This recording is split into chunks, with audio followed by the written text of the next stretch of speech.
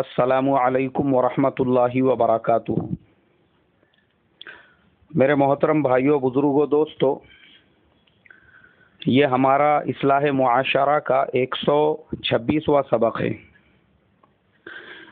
پچھلے چند دنوں سے پولیو ڈوز کے تعلق سے واٹس ایپ کے اوپر ایک غلط فہمی پھیلائی جا رہی ہے کہ اپنے بچوں کو پولیو کا ڈوز نہ پلایا جائے، اور اس کے لیے پاکستان کے کسی مولانا صاحب کا ایک مضمون بار بار لوگوں کو بھیجا جا رہا ہے، جس میں انہوں نے لکھا ہوا ہے کہ پولیو ڈوز ایسا ہے، ویسا ہے، یہ سازش ہے، یہ یوں ہے، یہ تیوں ہیں۔ سب سے پہلے تو میرے یہ سمجھ میں نہیں آیا کہ جن صاحب نے اس کے اوپر فتویٰ دیا ہے یا حکم دیا ہے، کیا انہوں نے کبھی اپنے طالب علمی کے زمانے میں اپنے اساتذہ سے یہ نہیں پڑھا کہ کسی بھی چیز کا اگر آپ فتویٰ دے رہے ہیں تو پہلے آپ اس کی آتھینٹک جانچ کیجئے، پوری طرح سے اس کے اوپر ریسرچ کیجئے، اس کے بعد دیجئے۔ یہ صاحب جنہوں نے اس کے اگینسٹ میں فتویٰ دیا ہے، ڈائریکٹ کہ وہ بولے ہم گئے، کسی کو ہم نے پولیو کا ویکسین مانگا، انہوں نے نہیں دیا تو انہوں نے فتویٰ دے دیا اس کے اگینسٹ میں۔ حالانکہ جیسے دینی اعتبار سے، نماز، روزہ، حج کے اعتبار سے ہمارے پاس میں دلائل ہے، قرآن میں، حدیث میں، اس کی دلائل کے بغیر ہم اپنی عبادات کے لائن سے فتویٰ نہیں دے سکتے۔ ایسے ہی آج کی جو لیٹسٹ ٹیکنالوجیز ہے، جب تک اس کی لیبوریٹریز جانچ نہیں ہو جاتی یا اس کی فورینسک جانچ نہیں ہو جاتی، اور تب تک آپ کے پاس آتھینٹک رپورٹ نہیں آتی، اس وقت تک آپ اس کے اگینسٹ میں فتویٰ نہیں دے سکتے۔ پہلی چیز تو یہ۔ دوسری چیز، یہ مضمون لکھنے والے اور اس کو پھیلانے والے وہ حضرت پاکستان کے ہیں، اور ہمارے ہندوستان کے علماء، ہمارے ہندوستان کے بہت سارے لوگ جو اس بات کو پھیلا رہے ہیں، میں نے ان سے بھی بات چیت کی اور ان سے یہی کہا کہ بھائی میں اس سے پہلے بھی سمجھا چکا ہوں کہ جب ہم ہندوستان میں رہتے ہیں تو ہم کو کیا ضرورت پڑی پاکستان کے مفتیوں کے فتووں پر عمل کرنے کے لیے۔ وہاں کی سچویشن الگ ہے، یہاں کی سچویشن الگ ہے، وہاں کے حالات الگ ہے، یہاں کے حالات الگ ہیں۔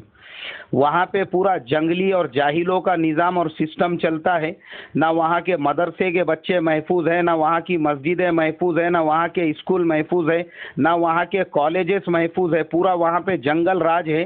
وہاں پہ قرآن حدیث کو لوگوں نے بازو کو اٹھا کے رکھ دیا ہے، اپنے نفس کا اسلام وہاں پہ چل رہا ہے، قرآن حدیث کا اسلام نہیں چل رہا ہے، نفس والا، جس کے بارے میں قرآن پاک میں اللہ تبارک و تعالی نے خود فرمایا ہے کہ وہ اپنے خواہشات کو اپنا دین بنا رہے ہیں۔ تو سیم سچویشن وہاں کی ہے، جو چیز وہاں کے لوگوں کو پسند آ گئی وہ جائز ہے، جو نہیں پسند آئی بھلے ہی قرآن حدیث میں جائز ہو، وہ ان کے نزدیک حرام ہے۔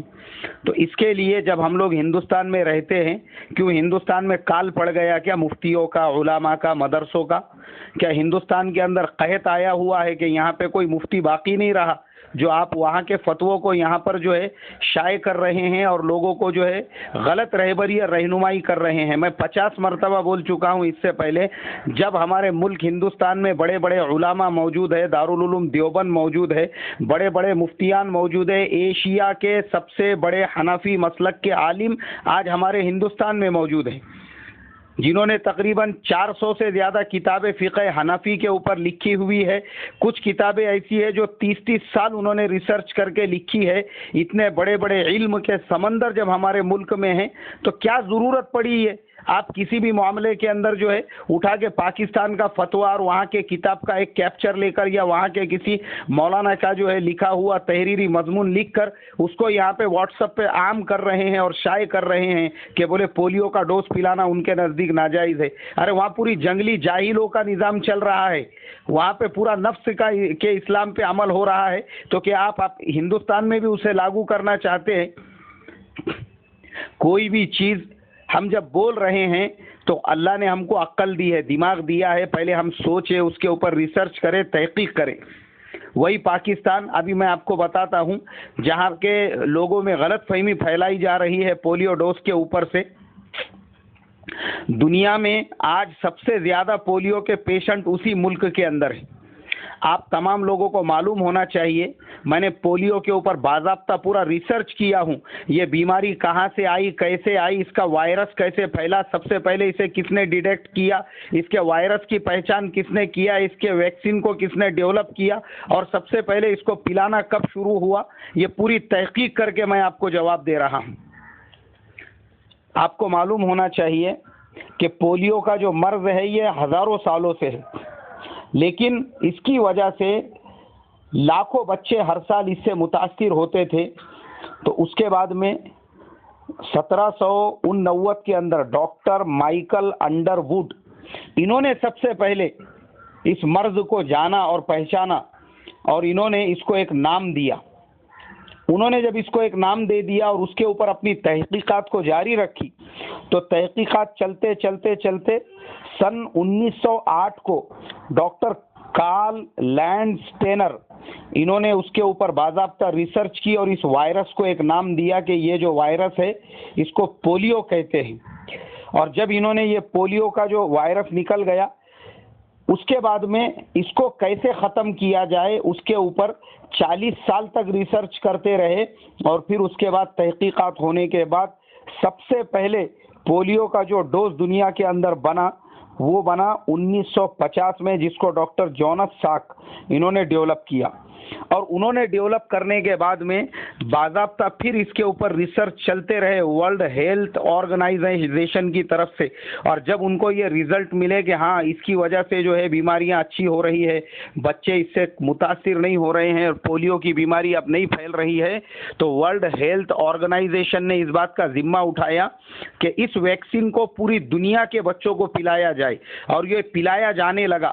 آپ کو پتہ ہونا چاہیے اس ویکسین کے ذریعے سے پوری دنیا سے آج تقریباً پولیو کا خاتمہ ہو چکا ہے. جو ہمارے نئے پیدا ہونے والے بچے ہیں وہ اس سے محفوظ ہے. اللہ تبارک و تعالی نے اس دوا کو ذریعہ بنایا. کرنے دھرنے والی ذات تو اللہ کی ہی ہے، لیکن اللہ نے کچھ لوگوں کو ہدایت دی، انہوں نے دوا بنائی، وہ دوا کے ذریعے سے آج اتنا فائدہ عام ہو رہا ہے.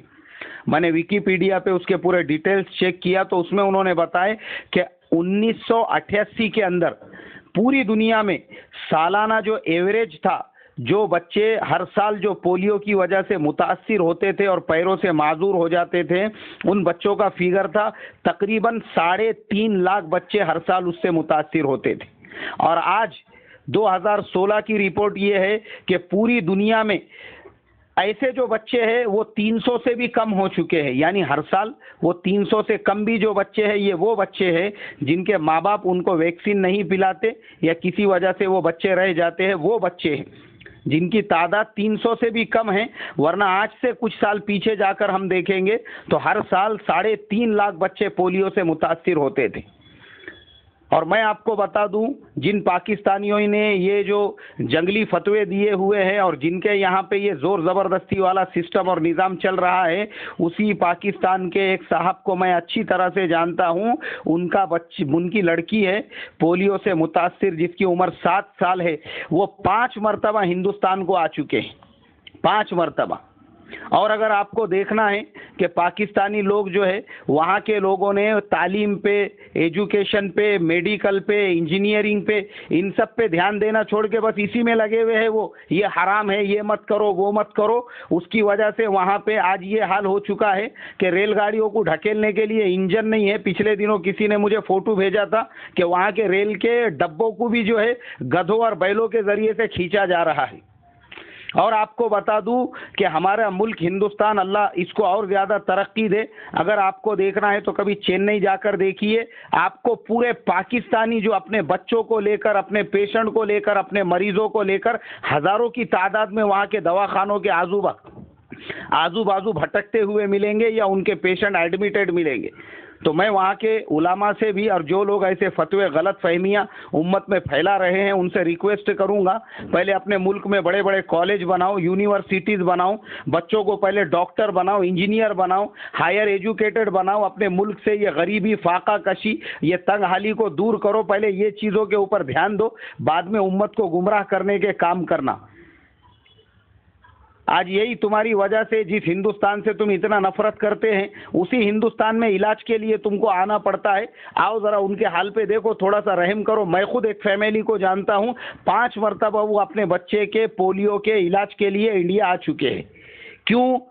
جب تم لوگوں نے وہاں پر ان کے لیے یہ فتوے جاری کیے تو ان کے علاج کا بھی تو انتظام کرنا تھا نا. ایسے جو بچے متاثر ہو رہے ہیں ان کے لیے ویسے دواخانے کھول کے رکھنا چاہیے تھا, ویسے ہاسپٹل بنانا چاہیے تھا, ویسے ڈاکٹر رکھنا چاہیے تھا. نہیں ہے آپ کے پاس. کیوں نہیں ہے؟ کیونکہ آپ یہ سب کاموں میں لگے ہوئے ہیں. تو اس کے لیے ہمارے اصلاح معاشرہ کے جتنے ممبر ہیں اور ہمارے ہندوستان میں جتنے لوگ میرا یہ بیان سننے والے ہیں ان سے ریکویسٹ کروں گا, خدا کے واسطے پہلا کام بغیر تحقیق کے کسی بات پہ یقین نہ کرے. دوسرا کام پاکستان کے علماء کے جو اصلاحی بیانات ہے وہ ہم سنیں. اس کے علاوہ جو فتوا ہے اس پہ رتی برابر بھی بالکل عمل نہ کرے.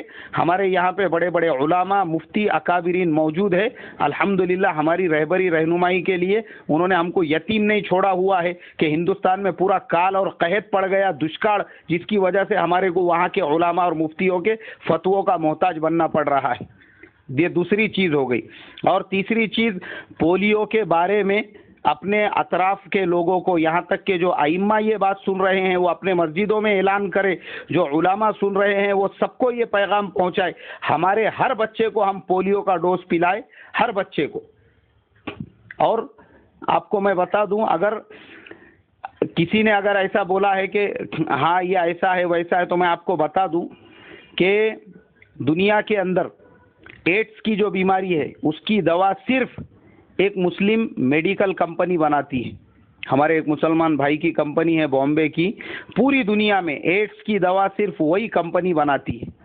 اب اگر ہماری یہ جو دوا ایشیا کے وہ دوا کو ورلڈ ہیلتھ آرگنائزیشن بڑی تعداد کے اندر خرید کے فری میں تقسیم کرتی ہے افریقن کنٹریز میں اور یوروپین اور دوسری امریکن کنٹریز میں, وہاں کے لوگوں نے اگر یہ بولنا شروع کیے کہ یہ ایڈس کی دوا ہم نہیں پئیں گے, یہ کسی مسلمان کے کمپنی کی بنی ہوئی ہے, تو مجھے بتاؤ کیا ہوگا, اس سے نقصان کس کا ہوگا؟ نہیں پینے والے ہلاکت کا شکار ہوں گے, کیونکہ پوری دنیا میں دوسری کوئی کمپنی بنا نہیں سکتی. یہ اللہ کا بہت بڑا فضل کرم احسان ہوا, اللہ نے ایک مسلمان کو وہ ہنر دیا جس کے کمپنی کے ذریعے سے یہ دوا بنتی ہے.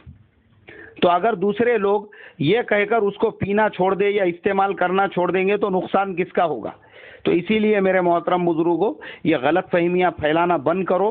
جو لوگ یہ جو پھیلا رہے ہیں میں ان سے ریکویسٹ کر رہا ہوں, بلکہ کوئی بھی چیز کو ہم فالو کرنے سے پہلے اس کی تحقیق کرے. اللہ مجھے آپ کو عمل کی توفیق عطا فرمائے. السلام علیکم ورحمۃ اللہ وبرکاتہ.